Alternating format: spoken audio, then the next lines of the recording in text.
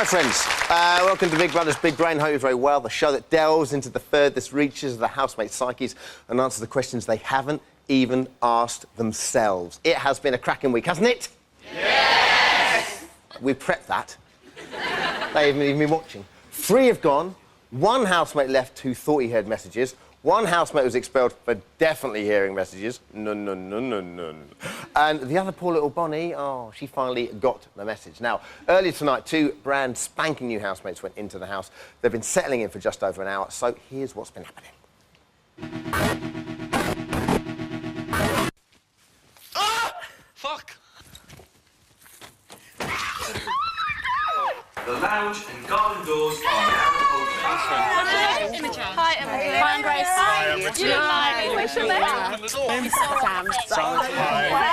To say you're totally fabulous. I'm the only gay in the house this year. Well, actually, technically, oh God, no, it's No, I know, honey. Don't worry. Gotcha. Well, is she a man? Is she really though? It's a woman, but... It's not. No, but was it a man? It's a man, but just say, she's a woman. She's a woman, yeah, so we've got 2 girls. She's... Fucking hell. Don't ever bring it up, man. I didn't know whether to say or not. You know, I thought, shit, should I hide it or not? Don't be But, so like, stupid. I know, it was so weird. Don't be so stupid. Don't hide anything in here. Don't be daft. Oh my God. George likes naturally beautiful yeah, girls. he does. You can imagine what she's going to look like He likes without her makeup. intelligent girls. She's going to look absolutely... She's one of those full-on... She's like she's... You know what type of girl And she is. fucking hell, she knows stuff, Perez, because when I said... They've seen us. Yeah, she went like that. Yeah, she went, She went like that. Lisa. All right, I are. Yeah, me too. She went, hey. So she's a man? She was a man. She lives her life as a woman. You see, but she's got her bit. She's got her penis. And does she go out for girls or guys? I would probably... I don't know. You would have to ask her. Would you go for her? No, because she's a woman. So I like men. Wow, it's confusing. So who are they? Where have they come from? And in the words of Nana Cherry, what are they like? Took me all day to write that. I insisted on it going in. Here to help us answer these questions, we have one of the best brains in the land. In my experience, psychotherapists usually have facial hair, are enveloped in tweed, and have a speech impediment. Here is an expert with only 2 of those. It's Rachel Morris, everybody. Rachel, thank you for joining. No, I'm letting you kiss me after an introduction like that. It's going to be interesting, this, isn't it? Really interesting. In your experience, in your mind, what do you think that these 2 new housemates, what effect are they going to have on the house? Well, they're coming in just as the group is reforming themselves anyway after the evictions. It's no more big, happy family, and it's the school politics are in now. We've got the famous 5 in the in crowd with our 2 couples and Imogen and Mikey and Grace and all that. They're forming the in crowd and they're not letting anybody else play. And the rest are kind of forming the outsiders group. So actually, our 2 new housemates are kind of outsiders, and I think that they will fit in with the outsiders group. The balance is more even, but it's not actually going to change the dynamic as such. OK, let's talk about them. Talk about them both specifically. First, let's have a look at Sam. Hi there. OK, well, my name's Sam. Most people know me as Samuel. I'm a nail technician by trade. I'm actually a guy, but most people confuse me for a female, which is fair enough, because obviously I do try and impersonate one. Hair can be cut, makeup can be washed, and nothing's permanent, obviously, because I haven't had any surgery done, you know. Well, to be honest with you, people either take me or leave me, because if they don't like me, the ball's in their court. Straight guys try and hit on me, which is quite funny and interesting at the same time. At first, I think I'll probably just see how it goes and create a wee bit of interest and see who the first person is to find out. Big fab.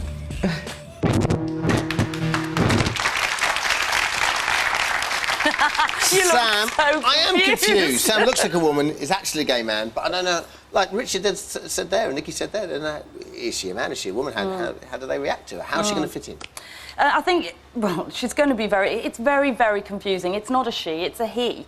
And this is very confusing because obviously he's presenting himself as a woman, but he's saying I'm a gay man. And actually, we just saw Richard say then, well, I don't fancy him because, well, because he looks like a woman, Yeah. and I'm a gay man, but I fancy... But he is actually gay.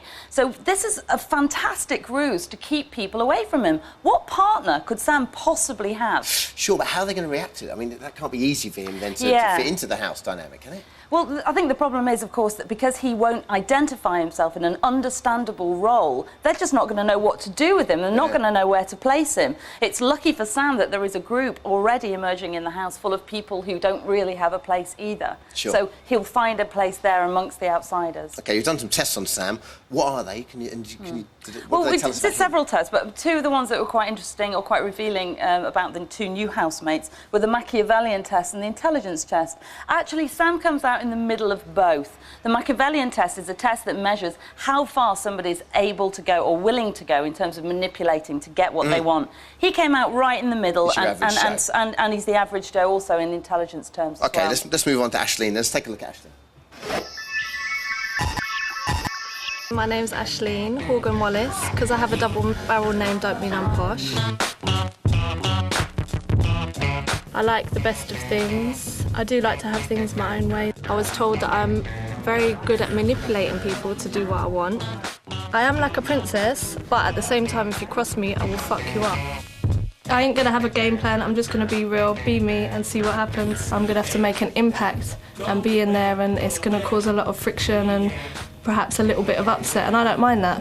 That's quite fun to me. I wouldn't like to come up against jealous girls because I get too much of them already. I'm always told that I'm a bit of a bitch, so I'll be interested to see how I am a bitch, because to me I'm just myself. If you like it, you like it. If you don't, you don't. This is going to be far more interesting. I think so. I'm flabbergasted. She's going to be terrific, right? Well, she is terrific. She's already terrific. But she is going to cause some really heavy dynamic shifts in the house because, of course, there are already two women in the house who absorb or like to identify themselves with the bimbo role. We've got Leah, who's, you know, all out there with her bimbo-esqueness. And we've also got Nikki, who likes to take... In a way, it's going to be... What I'm really interested to see is, will they end up being 3 generations of bimbo in the same house? They could. We've never had that before. That'd be a first for us. Well, you can see it, can't you? It's like you've got... I'm sure Leah won't appreciate being called the grandmother of it all, but you can see 3 generations of bimbo. Or they will just clash and there will be, you know, cat scraps Well, already at dawn. we saw there Grace and Imogen talking about and Lisa saying she sort of gave her that classic shake of the hands and then look up and down. Well, Grace and Imogen, don't you know, are a very different class of human being. They've put themselves right out there, you know, they're the classy ladies and everybody else is the scum. That's not going to do them any favours. And I tell you what, Aisling will not take that for us. I was going to say, it doesn't appear that she is, but I mean, do you think therefore she'll clash with the girls? I mean, they've seen them, they're talking right now. Oh, she's not going to have it that there's an in crowd that she isn't a part of and an outsiders. But at the same time, she probably won't suffer Nikki either, right? Oh, she won't suffer Nikki. She won't suffer her moaning and her whinging. But what she might do is take her under a wing, a bit like one of those little Chihuahua dogs that women like that like to carry around. I can see her having Nikki under her arm like that. I think, you know. Lastly, the outfit. It was this kind of rolling white thing. Is that a good thing to be wearing in terms of group dynamics? Well, I think it sets out a stall in terms of the fact that she's clearly very virgin-esque and innocent. Oh, I like it. Thank you very much, Rachel. OK, now, before all the housemates went into the house, we made them sit intelligence indicator tests that Rachel was just talking about. Solving problems like this one, as you can see there, what's the missing pattern? There we go. Surely 1 vertical, 3 horizontal. Go for it. Oh, yeah. But who do you think came out as the more intelligent housemate? Was it Caesar or Glenn? We'll tell you after the break. See you in 4.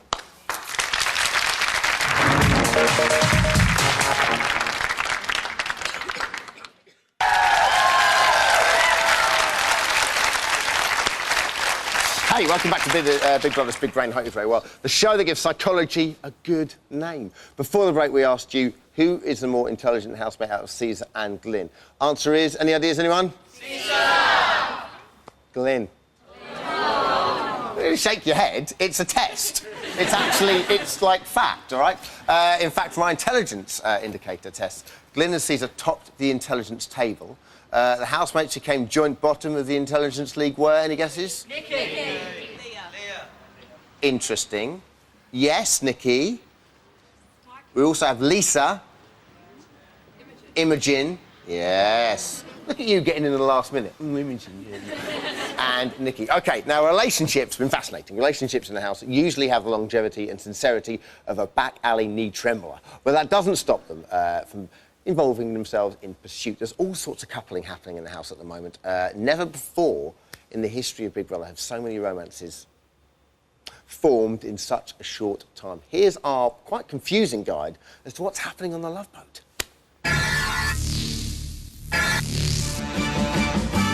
It started off as a Big Brother love triangle. Caesar liked Imogen, but so did Mikey. Caesar got his girl, and Mikey went for Grace. Lisa confessed she liked Pete. Just this little bit of shyness and innocence to him, which I'm ready to corrupt. But the feeling's not mutual. I'm not as attracted to her as I should be. But what about George and Grace? Could this be another Big Brother love triangle? Clear as mud. OK, what do we make of these relationships? Here to help us, here to help us see the light is legendary Big Brother psych professor Jeffrey Beattie, everybody. How are you, Jeffrey?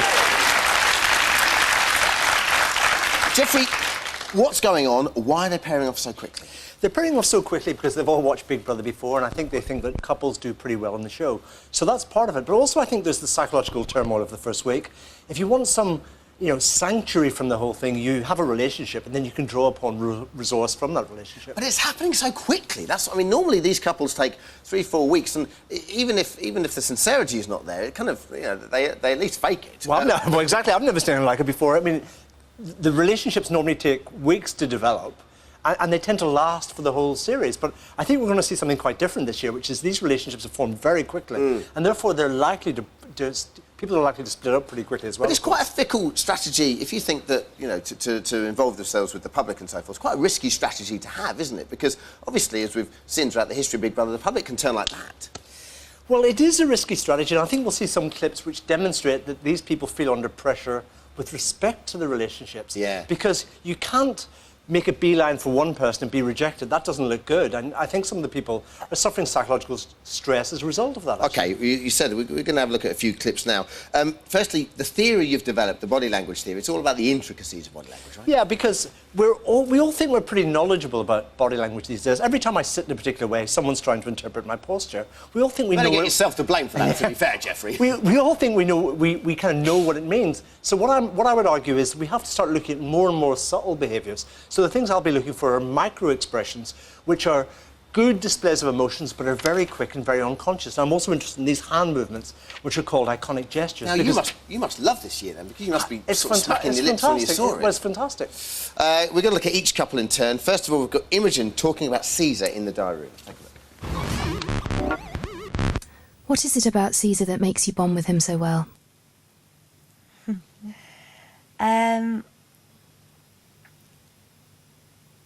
We just get on. I think it's something to do with the fact, he thinks the same as me on things, and we do just get on really, really well, OK, over to you. Well, what's really interesting about that is she pauses for 7 seconds. Usually pauses when people are passing over the floor about 300 milliseconds. So there's a lot of kind of cognitive activity. So between the question, what do you like about him, and the answer? 7 seconds. What on earth's going on there? And I think what she likes about Caesar is, but she can't say it. Caesar makes her laugh and keeps her buoyed up, in boring days in the house. And I think Caesar does other things for her as well, psychologically, but she can't summarise all that. So I think there's kind of a lot going on there, but she finds it very hard to summarise. OK. What about the playing with the hair? I was always brought up to see if a girl plays with the hair, it kind of means she fancies me. Is that right? Dermot, well, unfortunately, it is wrong, actually. Oh, no! That's it's a form of self-adapter, and a self-adapter is called an adapter because it's a way of dealing with inner conflict. People often play with their hair when they're tense. So all the girls that you thought fancied you are absolutely tense and wanting to get out of the situation. Unfortunately, yes, yeah. OK, let's have a look at Caesar talking about Imogen. Caesar, how are you feeling today? My reputation's going down the pan.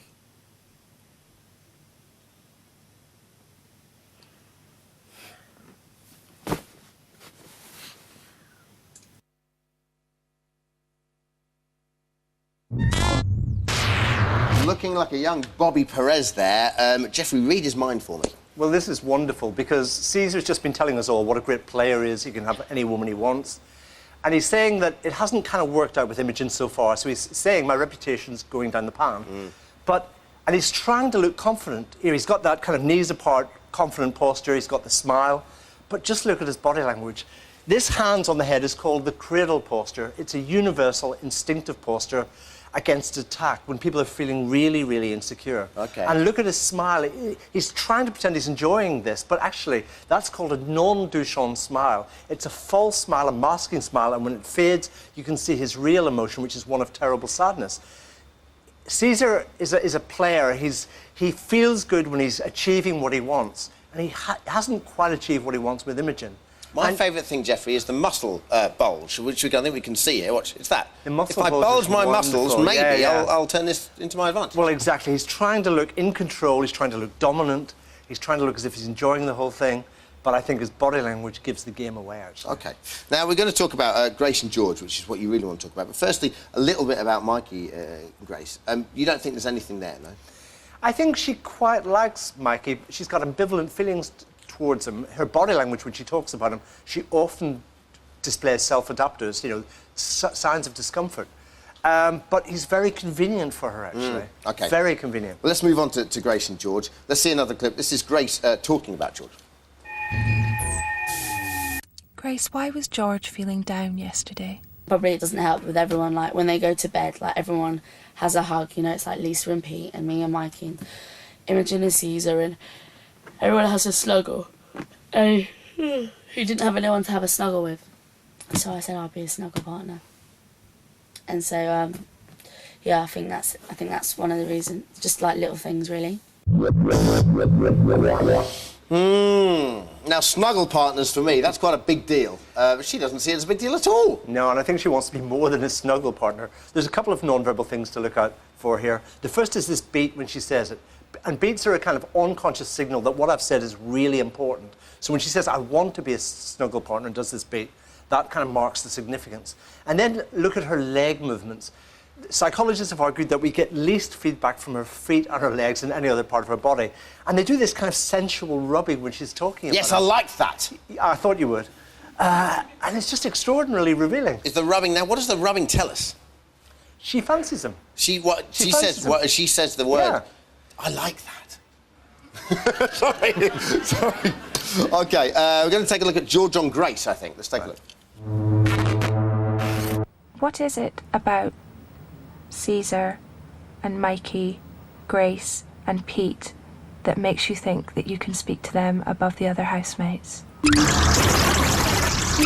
Now then, it's a real micro gesture. It's a real micro expression. George is a posh boy, the kind of stiff upper lip. He doesn't express his emotions well, but when the name Grace is mentioned, he does this micro expression of real pleasure. Can we see that again? It's essentially, we can't see it, unfortunately, because we are running out of time. It's a very brief expression of pleasure. He feels... He's got strong emotional feelings about her, and if we'd had time to study his hand movements, these represent his thinking. He thinks Grace is a very special person. Very special person. But you also mentioned this whole hand thing. When they were recounting who are your friends in the house, he listed a lot of them on one hand and then Grace on the other. Yeah, well, he's talking about people he feels he's got a bond with, and he kind of does Grace on one hand. It's going to be a list of people on one hand. But what's extraordinary is he does Grace and then he unconsciously stops himself. He doesn't put anybody else into the same conceptual space as Grace. He sees her as being completely different in terms of his affections to everyone else in the house. Sure. So it's very revealing. And lastly, just a word on Lisa and Pete. I haven't got any more clips here, but she obviously fancies him. He's gone cold on her. Did he ever really fancy her? I don't think he did. He really likes her, but he's really uncomfortable with the idea of having a relationship with her. And again, his iconic gestures when he talks about wanting to be free are the bits that really reveal his underlying thinking there. He really, really wants to stay free of her. OK, wonderful. Thanks a lot. Jeffrey, everybody.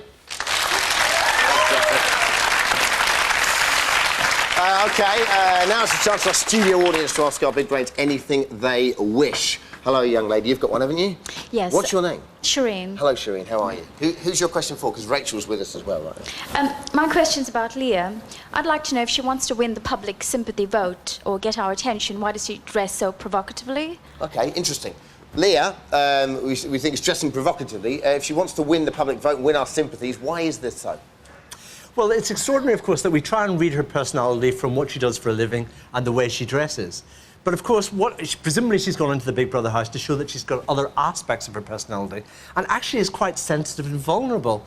And I think it's a lovely demonstration that people project aspects of personality on the basis of occupation. If you tell people you're a psychologist, people think you're caring and sharing.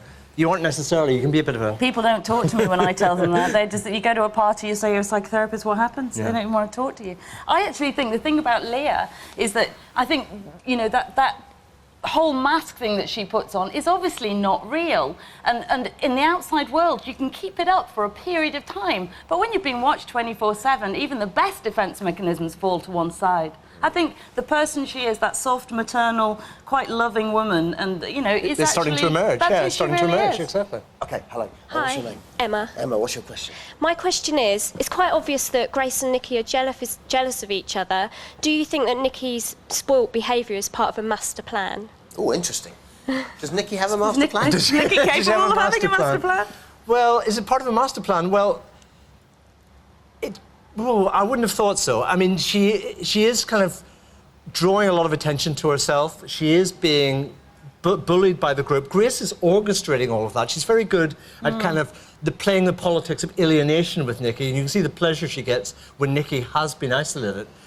Is it part of a master plan? Well, to some extent, we do identify with victims, so if it is a master plan, it is a very, very clever master plan, a very clever one. I think it's far too advanced for Nikki. OK, one last question, sorry. Hi, it's Louise. I just want to know, do you think the housemates are slowly victimising one person at a time? It looks that way, doesn't it? You know, with Shabazz first of all, and then now Nikki. But actually, I just think it's the way that a group forms. What a group needs in order to solidify is something to fight against. Is an out-group, and of course, what it did was it bonded everyone else together, and that gives you a great feeling when you're bonded against the out-group member, who was first Shabazz, now Nikki. Brilliant. Thank you guys so much. Thanks a lot for watching, everybody. Thanks to all the guests. We'll be back next Monday. BBUK Tuesday to Friday, E4 7:30. Remember, don't have nightmares. There's no way they can get out. Bye-bye.